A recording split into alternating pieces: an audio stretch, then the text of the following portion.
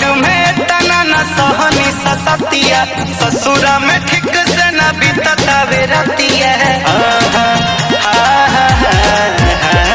नैहर में तना न सहनी ससतिया, ससुरा में ठीक से न बीतता बेरतिया।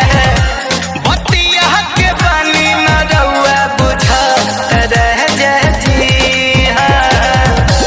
बतिया के पानी न रउआ बुझा रह जी। सिंगल पलहंग पर फिर नइखी पावत करवतिया। सिंगल पलहंग पर फिर नइखी पावत करवतिया। दहिया के होता दूरगा तरह जी है। सिंगल पलहंग पर फिर नइखी पावत करवतिया। दहिया के होता दूरगा तरह जी।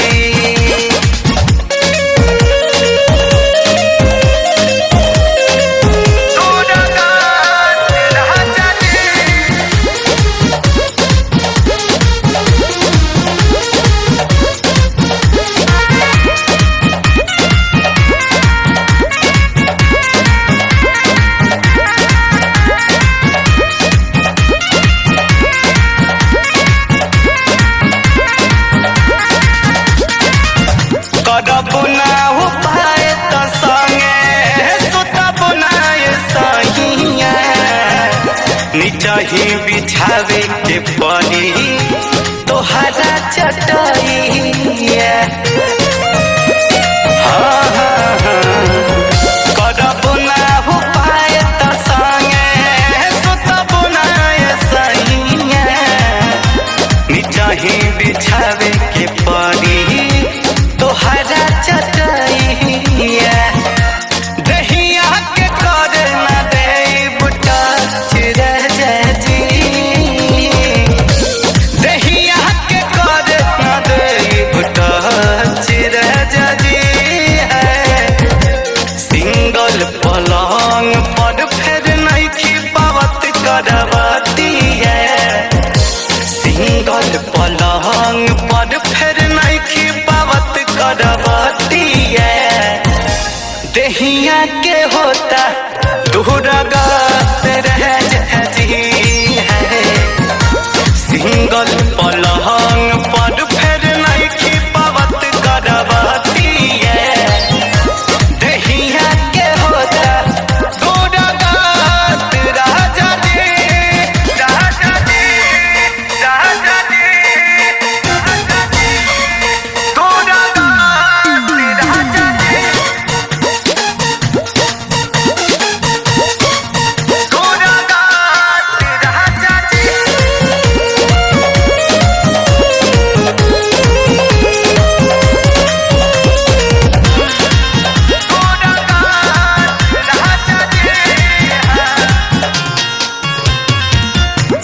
एही चलते रहा तरुए मन मोर सैग जी। सैया राहुल सैनी दीपक लाती डबल बेड जी।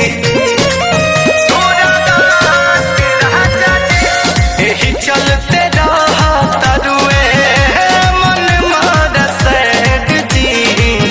सैया राहुल सैनी दीपक लाती डबल बेड जी। दे दी महेश आडर झटपट रह जी। दे दी मुकेश आडर झटपट रह जी। सिंगल पलंग पर फिर नइखी पावत करवतिया। सिंगल पलंग पर फिर